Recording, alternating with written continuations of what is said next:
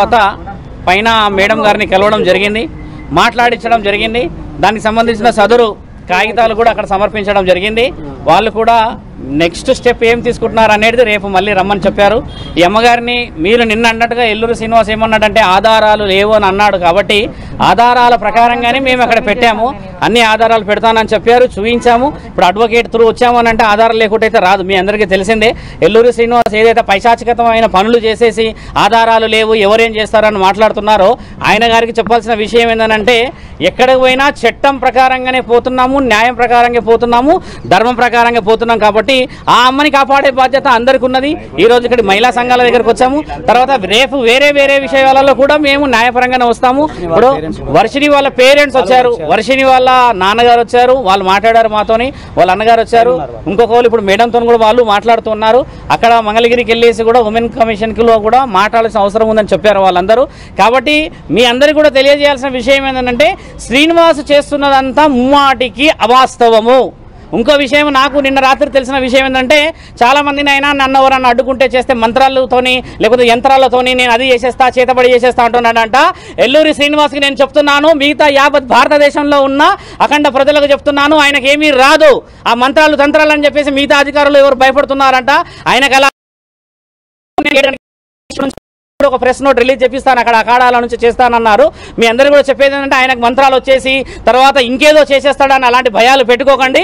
నేను శివరుద్ర సాధువుని, నేను ఒక సాధకుడిని, నాతో పాటు ఎందరో గురువులు సాధువులు పీఠాధిపతులు మతాధిపతులు అందరూ మద్దతుగా ఉన్నారు. అందరూ బయటికి రావాలని లేదు. కాబట్టి ఏంటంటే శ్రీనివాసు చెప్పే ఆ మంత్రాలకు చింతకాయలు రాలవు. ఆయన న్యాయపరంగా రావాలి. జెండర్ మార్చుకొని బ్రీస్ట్ ఇంప్లాంట్ చేసుకుని ప్రాస్టిట్యూషన్లో ఉన్నాడన్న విషయం కూడా నిన్న రాత్రి తెలిసింది. నిన్న వాళ్ళ ఇంటి నుంచి నాకు ఫోన్ వచ్చింది, ఆయనను వదిలిపెట్టమని చెప్పేసి.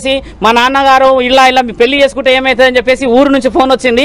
ఆయన గారు ఏదైనా కౌంటర్ ఇస్తే డైరెక్ట్గా హైదరాబాద్కు ఈరోజు మేము కమిషనర్ దగ్గర కాల్ చేసాము, ఇక్కడ వచ్చాము. ఈ విధంగా ముందుకు రావాలి, ఈ విధంగా మాట్లాడితేనే ధర్మం ఉంటుంది. కానీ ఎక్కడో వెళ్ళి నువ్వు పెళ్లి చేసేసుకొని ఇంకా నా పెళ్లి అయిపోయింది, పొద్దున నేను తాళి కట్టలేడు అంటే రాత్రి వెళ్ళి తాళి కట్టిండు.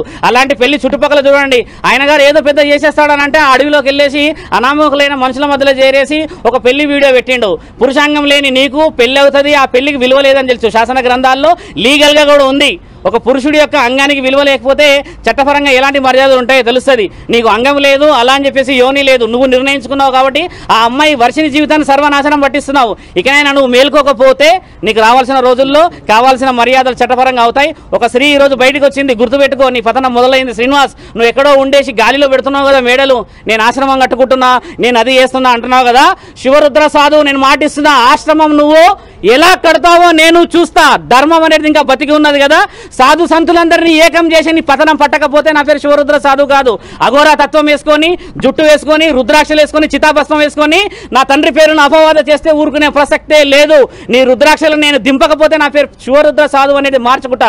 ఆ అమ్మాయి ఈరోజు బయటకు వచ్చింది, కేవలం ఒక భక్తిని ఒక ధర్మాన్ని మీరందరూ ఉంటారని చెప్పేసి కదా. ఆ అమ్మాయి కూడా నేను మాటిచ్చాను, వారం నుంచి 10 రోజుల్లో ఆయనకు సంబంధించిన వివరణలు అన్నిచ్చి చట్టపరంగా ముందుకెళ్తామని చెప్పేసి ఇప్పుడు ఆజాద్ గారు కూడా వచ్చారు. ఈ ఆజాద్ గారు మాట్లాడింది చట్టపరంగా రావాలని చెప్పి. ఏదైనా కూడా ఎంత వివరంగా మేము చెప్తున్నాము, నీకేంటి ధైర్యం లేక ఎక్కడో గుహల్లోకి వెళ్ళి చెట్లలోకి వెళ్ళి వీడియోలు పెడుతున్నావు కదా. లైవ్గా వచ్చి మాట్లాడమంటే కొందరు వ్యక్తులతో మాట్లాడుతున్నావు, డిబేట్కి ఎందుకు రావట్లేదు, ప్రశ్న జవాబులు ఇచ్చడానికి ఓపిక లేదా నీకు? ఆ అమ్మాయిని మోసం చేస్తున్నావు. అపంశుభం తెలియ ఆ తల్లిదండ్రులు నేను రాగానే కాళ్ళ మీద పడి ఎంత ఏడుస్తున్నాడు ఆయన. నిన్న నైట్ వాళ్ళ అమ్మకి అక్కడ ఫిట్స్ వచ్చిందట ఆ పెళ్లి వీడియో చూసేసి. ఇలాంటి వాళ్ళ ఉసురు ముట్టి వస్తావు నువ్వు, గుర్తుపెట్టుకో. నిన్ను కన్న తల్లిదండ్రుల ఏలూరు శ్రీనివాస్ అని చెప్పేసి నీ ఊర్లో నీకు విలువ లేదు, అక్కడ బహిష్కరణ చేశారు. ఆ లింగ మార్పిడి చేసుకున్నావు, అక్కడ బతకలేకపోయావు. ఇక్కడ శివతత్వం అన్నావు, ఇక్కడ బతకలేకపోయావు. ఎందుకు మానవ జన్మెత్తినావు నువ్వు? అర్థం పర్థం లేని వీడియోలు ఇచ్చి అర్థం పద్ధతులు ఇచ్చి ఏం ఫేమ్ అవుతున్నావు అనుకుంటున్నావు? బాగా గుర్తుపెట్టుకో, నువ్వు చేస్తున్నంత అధర్మమైన పనులు. ఈ రోజు అందరూ వస్తున్నారు బయటికి, ఎక్కడెక్కడో కేసులు నీ మీద మొదలవుతున్నాయంటే నీ పతనం మొదలైంది. విచ్చలవిడిగా నువ్వు వీడియోలు చేసేసి దూరం ఉన్నా అని చెప్పేసి ఏదైతే విర్రవీగుతున్నావో బొమ్మిందే ఉన్నావు, గుర్తుపెట్టుకో. ఈ రోజు కాకపోతే రేపటి రోజు ఖచ్చితంగా దొరుకుతావు నువ్వు. దానికి సమాధానం ఈ స్త్రీ చెప్పడానికి ఆ కుటుంబం అంతా సిద్ధంగా ఉన్నది, అక్కడ ఇంకో కుటుంబం అంతా సిద్ధంగా ఉన్నది. శివరుద్ర సాధువు సాధువుకు నువ్వు సమాధానం చెప్పాల్సిన అవసరం లేదు, అడ్వకేట్ గారికి సమాధానం చెప్పాల్సిన అవసరం లేదు. కానీ నీవు శరీరకంగా వాడుకున్న అమ్మాయిలకి మాత్రం సమాధానం ఆ కుటుంబానికి చెప్పే బాధ్యత ఉంది.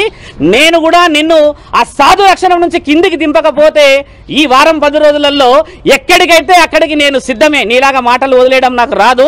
ముందుకు వచ్చిన తర్వాత ఏం మాట్లాడాలో, ఎలా నిర్ణయాలు తీసుకోవాలో నాకు తెలుసు.